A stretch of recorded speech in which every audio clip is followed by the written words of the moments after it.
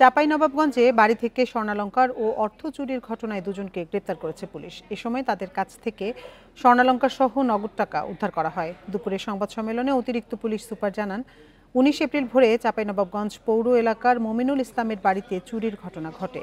এরপর অভিযান চালিয়ে সোমবার দুপুরে আরিফুল ইসলাম নামে একজনকে গ্রেপ্তার করে পুলিশ।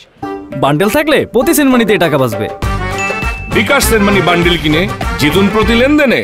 পরে তার দেয়া তথ্য অনুযায়ী একই দিনে শিল্পী জুয়েলার্সে অভিযান চালিয়ে স্বাধীন নন্দীকে গ্রেপ্তার করে। এ সময় তাদের কাছ থেকে 1 ভরি 5 আনা ওজনের স্বর্ণালংকার ও 15,000 টাকা উদ্ধার করা হয়।